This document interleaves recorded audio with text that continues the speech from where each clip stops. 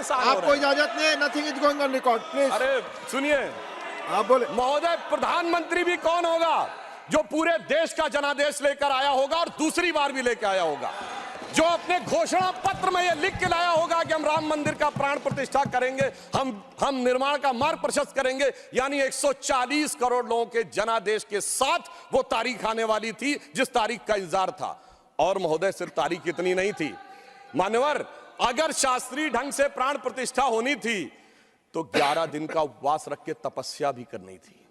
तो ऐसा भी प्रधानमंत्री आने वाला था जो संकल्प लेकर 11 दिन की तपस्या करे। और मैं महोदय एक और बात कहना चाहता हूं, 11 दिन नारियल का पानी पी के हम में से कितने लोग तपस्या कर सकते हैं महोदय? वो जो हर नवरात्र ऐसे रहता हो उसी के तपस्या का वो अभ्यास होगा। और मैं बताना चाहता हूं, स्वामी गोविंद गिरी जी जो कोषाध्यक्ष हैं न्यास के, उन्होंने जब उपवास तोड़वाया तो उन्होंने कहा मैं तार्किक व्यक्ति हूं, मेरे मन में संदेह था। तो जब इनकी माताजी जीवित थी तो मैंने उनसे पूछा था तो उन्होंने कहा 40 वर्षों से अभ्यास है ये उपवास रखने का, इसलिए 11 दिन शासकीय कार्य रखते हुए भी वो उपवास कर पाए। ऐसे व्यक्ति की प्रतीक्षा थी तारीख को। और फिर दक्षिण में जाकर, चाहे नासिक हो और फिर चाहे गुरुवायूर का मंदिर हो अथवा रामेश्वरम में खड़े होकर जब प्रधानमंत्री जी 22 कुओं के जल से स्नान कर रहे थे, जो भारत के संपूर्ण क्षेत्र का प्रतिनिधित्व करते हैं, तो यह संदेश था दूर दक्षिण सिरे पर खड़े होकर कि देखिए ये राम है जो घट घट में व्याप्त है पूरे उत्तर से दक्षिण तक। और उस तपस्या से प्रकट होने के बाद उस प्रधानमंत्री की दरकार थी तारीख को, क्योंकि राम का काज कौन कर सकता है? गोस्वामी जी लिख गए हनुमान चालीसा में, सब पर राम तपस्वी राजा, जिनके काज सकल तुम साजा। अगर राम तपस्वी राजा थे तो तपस्वी प्रधानमंत्री भी होना चाहिए था वो करने के लिए। और इस तारीख का इंतजार था, तारीख का ये राज समझने के लिए। हम आपको समझाएंगे भी तो शायद आप नहीं समझ पाएंगे। और इसीलिए मैं कहना चाहता हूं कि इतना ही नहीं, महत्वपूर्ण बात यह थी कि सब कुछ शांति और सौहार्द से निपट गया। जब राम मंदिर का मुद्दा उठा था तो कितने प्रकार की चीजें होती थी। इसके लिए हमें निश्चित रूप से सरकार, प्रधानमंत्री को धन्यवाद देना चाहिए। पूरे देश में जिस प्रकार का सौहार्दपूर्ण वातावरण रहा। और महोदय, 90-92 में भारत ही नहीं अगल बगल भी बहुत कुछ हुआ था। अब की अगल बगल में भी शांति बनी रही, ये तपस्वी राजा का प्रताप था। और इतना ही नहीं महोदय, अबू धाबी में भी मंदिर बनने जा रहा है। मुझे लगता है भारत के लिए अमृत काल में सांस्कृतिक गौरव का इससे बेहतर काल नहीं आ सकता था कि राम मंदिर भी बन रहा है और अबू धाबी में भी मंदिर बन रहा है। और मैं एक और बात कहना चाहता हूं महोदय, यह हिंदू मुस्लिम का विषय नहीं था, यह भारत के जय और विजय का विषय था। और उससे भी बढ़कर यह मूल्यों का विषय था। कौन से मूल्य थे?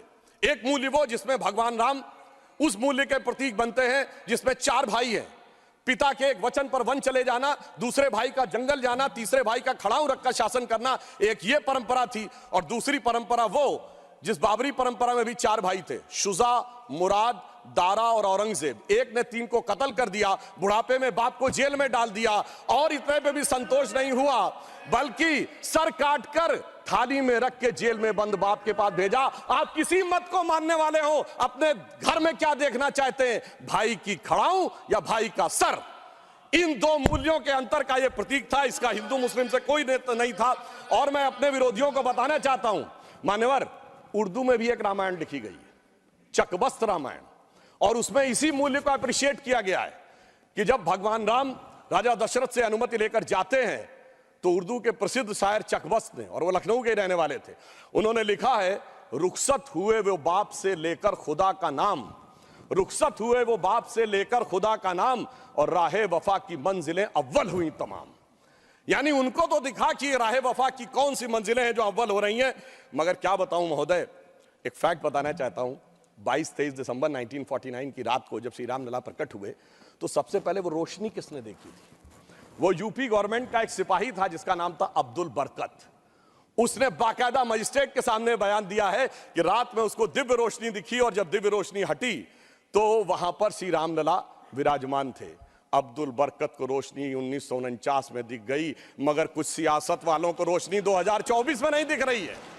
और मैं आपको बताना चाहता हूं, बाबरी पक्ष के पैरोकार थे इकबाल अंसारी, और यह उदारता देखिए कि सबको बुलाया गया, विरोध करने वालों को बुलाया गया, ट्रस्ट के द्वारा गोली चलाने वालों को बुलाया गया, और इकबाल अंसारी को भी बुलाया गया और इकबाल अंसारी प्राण प्रतिष्ठा में आ गए। उनका इकबाल तो बुलंद हो गया मगर इन लोगों का इकबाल जमींदोज हो गया।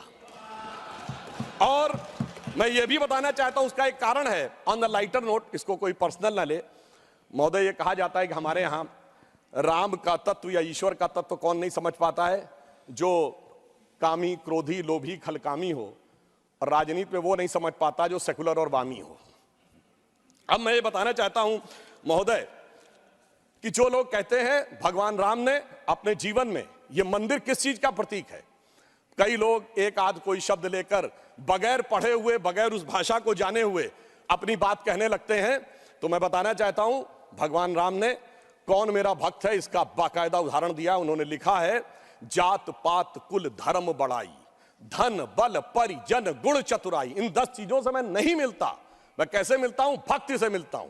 ये सारी 10 चीजें हो किसी के पास और भक्ति ना हो तो उन्होंने कहा, भगतहीन नर मोहे ऐसे, जल बिन बारिध लागे जैसे। अर्थात अगर ये सब कुछ हो, जात पात कुल धर्म बड़ाई ये हो, भक्ति ना हो तो ऐसा जैसे बादल हो उसमें पानी ना हो। इसलिए भगवान ने इस बात का संदेश दिया।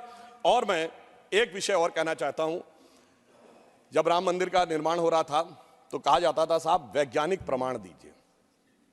मैं बस एक बिंदु विज्ञान का भी और बताना चाहता हूं।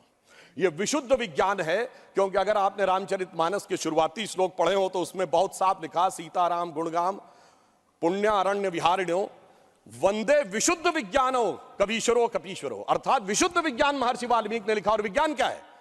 पूछा गया था कि भगवान हुए कब, ये तो बताइए, यहां हुए कि नहीं ये बताइए।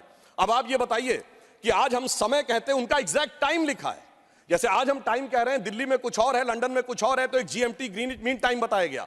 पर अगर आपसे पूछा जाए टाइम का एब्सोल्यूट मेजरिंग पैरामीटर क्या है, which is equally applicable on earth, moon, solar system and any point in the space, it is only the relative positions of planet। और भगवान राम का वो exact relative positions of planet, जो Einstein का 4th dimension कहा जा सकता है, वो लिखा है कि मेष राशि में सूर्य था, मकर राशि में मंगल था, तुला राशि में शनि था, मीन राशि में शुक्र था। और जब नासा ने अपने प्लेनेटोरियम गोल्ड सॉफ्टवेयर में डाला तो 5114 बीसी की डेट निकल आई। इससे ज्यादा किसी को सबूत चाहिए? विज्ञान का वो सबूत मिला। और इतना ही नहीं, मैं बताना चाहता हूं, जिन लोगों ने अगर पढ़ी हो तो भगवान राम के जन्म के समय लिखा है कि चैत्र मास के समय शरद ऋतु थी। अंगद बताते हैं कि अश्विनी मास यानी आज के अक्टूबर के समय वसंत ऋतु थी। और इतना ही नहीं, कहा गया जब किष्किंधा से भगवान निकलते हैं तो धूमकेतु टकराया था मूल नक्षत्र से, और जब एस्ट्रोनॉमर्स ने इसकी गणना की तो वो ठीक डबल हो जाता है, 14,000 साल पीछे आता है। इसका मतलब प्रमाण देखने हैं तो प्रमाण जमीन के नीचे से भी निकले, शाही फरमानों से भी निकले और आसमान से भी निकले। समस्त मर्यादाओं को पूर्ण करते हुए हमारे ये इस विषय के ऊपर आए। और मैं एक बात और कह दूं, कभी कहा जाता था महर्षि वाल्मीकि ने तो रामायण भगवान राम के पैदा होने से पहले लिख दी थी, और कहा जाता है भविष्य में जाके लिख दी। कहा जाता है गप है, बकवास है, कैसे हो सकता है। महाभारत कहा जाता है वेद व्यास ने भूतकाल में जाके लिखी, वैशंपायन के समय। अरे ऐसा कैसे हो सकता है?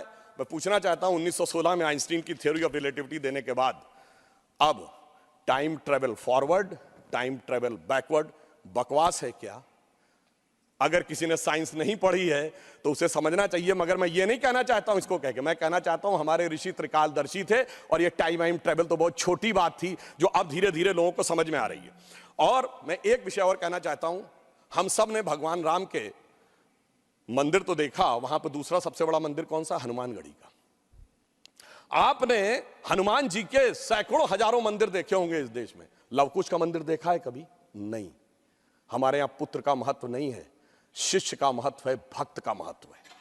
हमारे यहां बायोलॉजिकल सक्सेशन का महत्व नहीं है, स्पिरिचुअल सक्सेशन का महत्व है। इसीलिए द्रोणाचार्य के बेटे का स्थान ऊंचा नहीं है, शिष्य का स्थान ऊंचा है। इसीलिए हम हर जगह गुरु शिष्य परंपरा की बात करते हैं, पिता पुत्र परंपरा नहीं होती। भगवान राम का चरित्र इस बात का उदाहरण देता है कि हर जगह आपको हनुमान जी के मंदिर मिलेंगे, वो भी राम से ज्यादा मिलेंगे।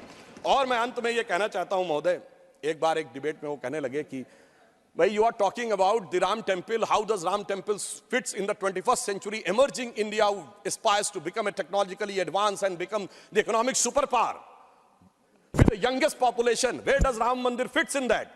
मैंने कहा सुनिए महोदय, हम 21वीं सदी में भारत को सिर्फ इकोनॉमिक, इंटेलेक्चुअल या मिलिट्री सुपर पावर नहीं बनाना चाहते, हम वर्ल्ड लीडर बनाना चाहते हैं। और जब वर्ल्ड लीडर बनाना चाहते हैं तो it should symbolize the certain set of values which will inspire the world. और अगर सारे श्रेष्ठतम मानवीय मूल्यों का प्रतीक कोई एक होगा तो वो भगवान राम का मंदिर होगा, जो विश्व के सबसे श्रेष्ठतम मानवीय मूल्यों का प्रतीक होगा। कैसे? मैं आधुनिक जियोपॉलिटिक्स से बताना चाहता हूं। आज कोई एक देश किसी पर अटैक कर रहा है, रशिया यूक्रेन की लड़ाई चल रही है, चाइना का ताइवान के साथ प्रॉब्लम चल रहा है, इराक और उसका चला। क्या है डिप्लोमेसी में? नंबर 1 एनेक्सेशन, दूसरे देश को मिला लो। दूसरा है सब्जुगेशन, वहां अपना डिप्यूटी अपॉइंट कर दो।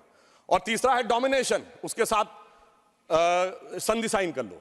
भगवान राम ने क्या लंका को जीतने के बाद एनेक्सेशन किया? नहीं। क्या वहां पर कोई अपना डिप्यूटी बैठाया यानी सब्जुगेशन किया? नहीं। कोई ट्रीटी साइन कराई, डोमिनेशन किया? नहीं। तो मैं कह सकता हूं आज के जियोपॉलिटिक्स वर्ल्ड में जब क्लैश ऑफ सिविलाइजेशन कहा जाता है तो उसका प्रतीक वो राम मंदिर दिखेगा, जो पूरी दुनिया को बताएगा कि पीसफुल कोएग्जिस्टेंस कैसे हो सकता है बगैर एक दूसरे से लड़े हुए। इसलिए मैं कह सकता हूं 21वीं सदी का महान भारत बगैर राम मंदिर के संभव ही नहीं है। और अंत में मैं सिर्फ ये कहना चाहता हूं, ये एक नया इतिहास बना है और ये हमारी सरकार और माननीय प्रधानमंत्री जी की उस दृढ़ इच्छा शक्ति का प्रतीक है जिसके लिए कहा जाता था अरे 370 कभी हटेगी नहीं, राम मंदिर कभी बन ही नहीं सकता। मगर ये वो लोग कहते हैं जो फूलों के हार पहनते हैं। हमारे प्रधानमंत्री जी अंगारों के हार पहनते हैं और जो अंगारों के हार पहनते हैं वो इतिहास को बदलने में निश्चित रूप से सफल होते हैं। इसलिए मैं अंत में ये कहना चाहता हूं, अपनी सरकार को बधाई देते हुए, श्री राम जन्मभूमि न्यास ट्रस्ट, हमने बहुत साफ कहा था हम मंदिर नहीं बनवा रहे, मंदिर न्यास बनवा रहा, हम सिर्फ मार्ग प्रशस्त कर रहे हैं। दूसरों ने कहा था कि हम वो बनवा रहे हैं, तो हम सिर्फ उनके लिए कहना चाहते हैं प्रधानमंत्री जी की तरफ से कि अंगार हार उनका जिन सभी प्रकार के खबरों के लिए जुड़े रहिए सरपंच टीवी के साथ। धन्यवाद। आदेश इधर कर देते, चैनल को सब्सक्राइब करना ना भूलें एवं वीडियो को लाइक और शेयर अवश्य करें।